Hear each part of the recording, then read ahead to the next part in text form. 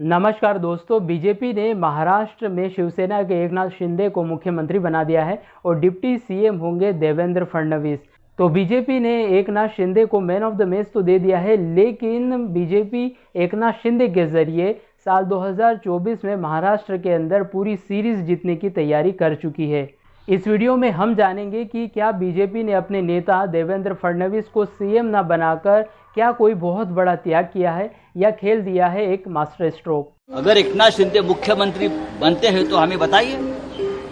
हम बोलेंगे हाँ एक शिवसैनिक को मुख्यमंत्री बनाया। शिवसेना के नेताओं ने यह निर्णय किया कि हिंदू हृदय सम्राट शिवसेना प्रमुख बाला साहेब ठाकरे जी ने जिन विचारों का जीवन भर विरोध किया, जीवन भर जिनसे लड़ाई की और जिनके बारे में वो कहते थे कि अगर इनके साथ जाना पड़ा तो मेरी दुकान बंद कर दूंगा, शिंदे होंगे महाराष्ट्र के मुख्यमंत्री। आज शाम एकनाथ शिंदे मुख्यमंत्री पद की शपथ लेंगे।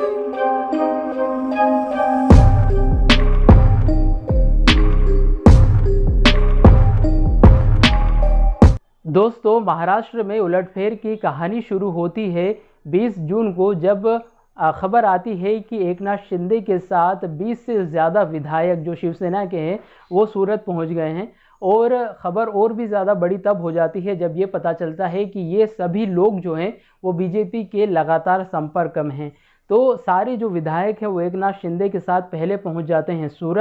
सूरत में 2 दिन तक इंतज़ार करते हैं, क्योंकि यहाँ पर और जो दूसरे विधायक हैं वो भी महाराष्ट्र से जो सूरत है वो पहुँचने वाले होते हैं, जहाँ पर ये विधायकों की संख्या 25 होती है। सूरत से गुवाहाटी पहुँचते पहुँचते इन विधायकों की जो संख्या है वो 38 हो जाती है। और यहाँ पर गुवाहाटी के अंदर जो एकनाथ शिंदे हैं, जो शिवसेना के जो एक बागी नेता थे, यहाँ पर गुवाहाटी पहुँचने के बाद वो शक्ति प्रदर्शन करते हैं और दावा करते हैं कि शिवसेना के 40 से ज़्यादा विधायक जो हैं वो उनके साथ हैं, यानी कि उनको जो है उनका समर्थन प्राप्त है। और साथ ही ये भी कह देते हैं कि जो असली शिवसेना है असल में वो वही लोग हैं जो एकनाथ शिंदे के साथ हैं। तो दोस्तों, कैसे उद्धव ठाकरे की नाक के नीचे से आधी से ज़्यादा जो शिवसेना के नेता हैं वो उद्धव ठाकरे को छोड़कर चले जाते हैं। जहां 19 जून की रात जब बगावत नहीं हुई थी, 55 विधायक जो हैं वो उद्धव ठाकरे के साथ थे, और यही जो संख्या है वो घटकर 20 जून को हो जाती है 25 और 30 की।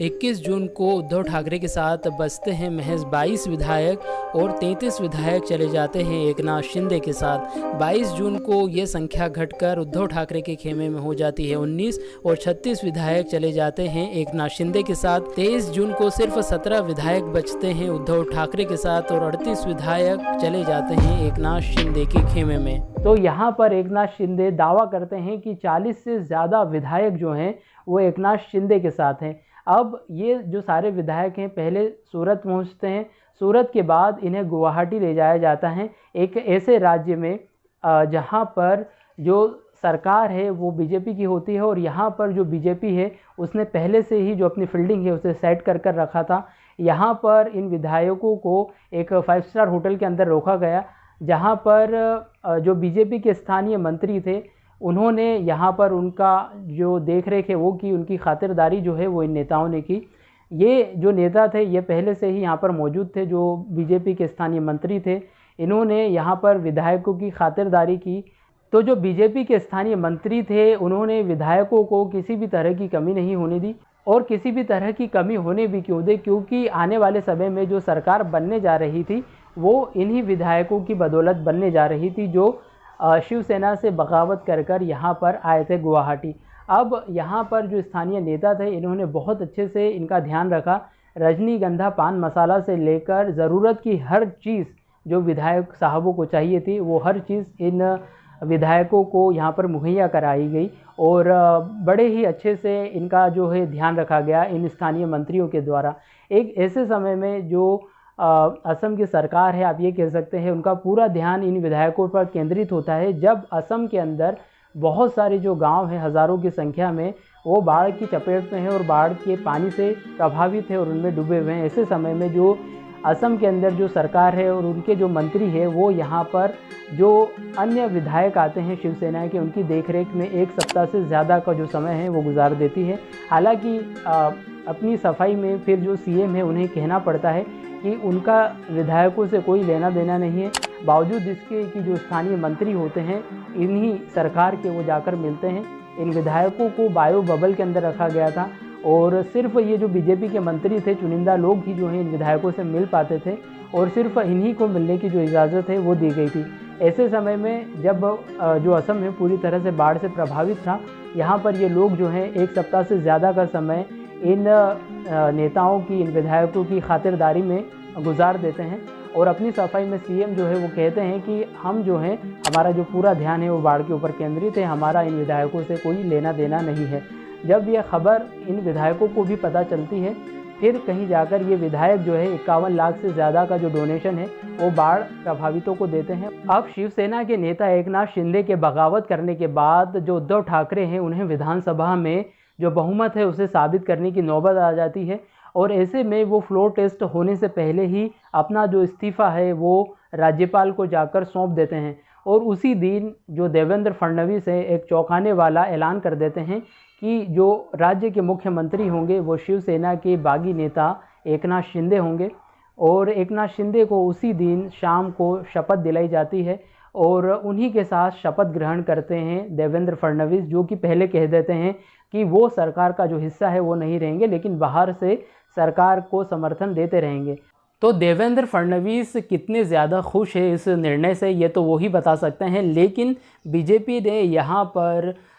एकनाथ शिंदे को मुख्यमंत्री बनाकर एक बहुत बड़ा मास्टर स्ट्रोक चल दिया है। वो ऐसे कि अब जो बीजेपी है वो चाहती है कि जो पूरी की पूरी जो शिवसेना है वो बीजेपी और एकनाथ शिंदे के साथ आ जाए और जैसा कि एकनाथ शिंदे शुरू से ही कहते आए हैं कि वो ही असली शिवसेना है और अगर मान लीजिए कि पूरी की पूरी जो शिवसेना है वो एकनाथ शिंदे के साथ आ जाती है या जितने भी शिवसैनिक हैं या शिवसेना को समर्थन करने वाले जो लोग हैं वो अगर बीजेपी और शिवसेना के साथ इस खेमे में आ जाते हैं जिसमें एकनाथ शिंदे है, तो आप ये मानकर चलिए कि 2024 के अंदर महाराष्ट्र में विधानसभा के चुनावों में जो बीजेपी की जीत है वो लगभग तय मानी जाएगी, क्योंकि अब जो बीजेपी है उसे अलग से मेहनत नहीं करना पड़ेगी। यहाँ पर बीजेपी को एक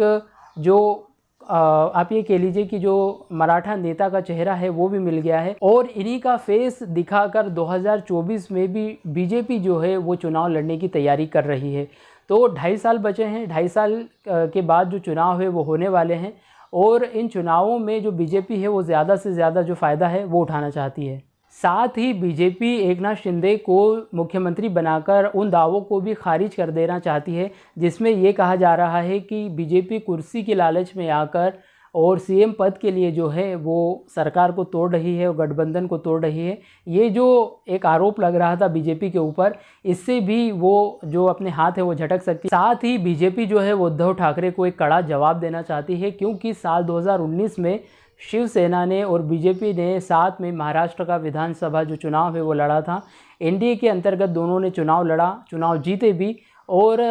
सारी चीज़ें ठीक हुई और सीएम जो है वो बीजेपी का बनना था, लेकिन इन वक्त पे जो शिवसेना है उसने जो अपना समर्थन है वो वापस ले लिया और सीएम की कुर्सी को लेकर और सीएम चेहरे को लेकर दोनों पार्टियों के बीच में जो लड़ाई है वो चलती रही कि शिवसेना का सीएम होगा या बीजेपी का सीएम होगा और बीच में ही जो गठबंधन है वो शिवसेना ने तोड़ा। शिवसेना चली गई एनसीपी के साथ, कांग्रेस के साथ और यहाँ पर उद्धव ठाकरे मुख्यमंत्री बने और बहुत सारे जो लोग हैं वो पहले ही इस बात को कह रहे थे कि ये जो सरकार है हो सकता है कि 5 साल ना चले और बहुत सारे जो बीजेपी के लोग थे उन्होंने पहले से ही ये तैयारी कर रही थी कि किस तरह से जो गठबंधन है उसे तोड़ा जाए। तो यहाँ पर एकनाथ शिंदे को मुख्यमंत्री बनाना कोई बहुत बड़ा त्याग नहीं है बीजेपी का, ये एक सोची समझी रणनीति है जिसके अंदर जो बीजेपी है वो चाहती है कि जितनी भी शिवसैनिक है वो इस खेमे में आ जाए, यानी कि एकनाथ शिंदे के साथ आ जाए। और क्योंकि अब एकनाथ शिंदे का कद जो है वो बहुत ज़्यादा बड़ा है, मुख्यमंत्री के चेहरे के रूप में वो सामने आए हैं महाराष्ट्र में, उद्धव ठाकरे के साथ कितने लोग रुक पाते हैं ये आने वाला समय बताएगा। लेकिन बीजेपी ने रणनीति के तहत जो एकनाथ शिंदे हैं उन्हें मुख्यमंत्री बनाया है और अब आने वाले समय में कितने लोग आ पाते हैं इस एकनाथ शिंदे वाले खेमे में ये तो समय ही बताएगा। ऐसा नहीं है कि जो बीजेपी है वो पहली बार इस तरह से किसी गठबंधन को तोड़ रही है। जहाँ पर अन्य पार्टियाँ जब सरकार एक बार बन जाती है तो ये मान लेती है कि ये जो गठबंधन हो गया है वो आने वाले लंबे समय तक चलेगा और अगले इलेक्शन की जो तैयारियां हैं वो करने लग जाती है। वहीं जो बीजेपी है वो तैयारी ना करते हुए अपनी जो बीच में रणनीति है वो बनाने लग जाती हैं। बीजेपी के चाणक्य कहे जाने वाले अमित शाह इसमें बहुत ज़्यादा माहिर हैं और वो प्लान बनाते हैं कि किस तरह से इस पार्टी के गठबंधन को तोड़ा जाए। ऐसी ही चीज़ें जो है वो बहुत पहले से कोशिशें की जा रही थी महाराष्ट्र के अंदर गठबंधन को तोड़ने की। पिछले 3 महीने से ये कोशिशें जो है वो जारी थी और ये जो रिज़ल्ट है आज हमारे सामने है कि यहाँ पर बीजेपी ने सरकार बनाई है महाराष्ट्र के अंदर। बीजेपी ऐसा नहीं है कि सिर्फ महाराष्ट्र में गठबंधन बीजेपी ने तोड़ा है। जब ज्योतिरादित्य सिंधिया को बीजेपी अपने साथ लेकर आई थी तो मध्य प्रदेश में भी ज्योतिरादित्य सिंधिया ने अपने 22 विधायकों के साथ बीजेपी को ज्वाइन कर लिया था और जो कमलनाथ की सरकार है वो अल्पमत में आ गई थी। इसके बाद कमलनाथ ने इस्तीफा दिया और वापस से हमें मध्य प्रदेश के अंदर बीजेपी की जो गवर्नमेंट है वो देखने को मिली। तो बीजेपी ये काम करने में बहुत ज़्यादा माहिर है, जहाँ एक तरफ जो दूसरी पार्टियां हैं वो इतना ज़्यादा दिमाग नहीं लगाती हैं। एक बार अगर पार्टी की सरकार बन जाती है, गठबंधन हो जाता है तो तोड़ मरोड़ करने में इतनी ज़्यादा कोशिशें नहीं करती है। वहीं बीजेपी इन सब चीज़ों से आगे है। बहुत पहले से ये प्लानिंग की जा रही थी बीजेपी नेताओं की तरफ से कि किस तरह से महाराष्ट्र के अंदर गठबंधन जो है उसे तोड़ा जाए और ये चीज़ जो है वो साबित करके बीजेपी ने दिखाई है। महाराष्ट्र के अंदर जो बीजेपी है उसकी सरकार आई है और ये जो सरकार है वो कितनी सफल साबित होती है ये आने वाले समय में पता लगेगा। धन्यवाद।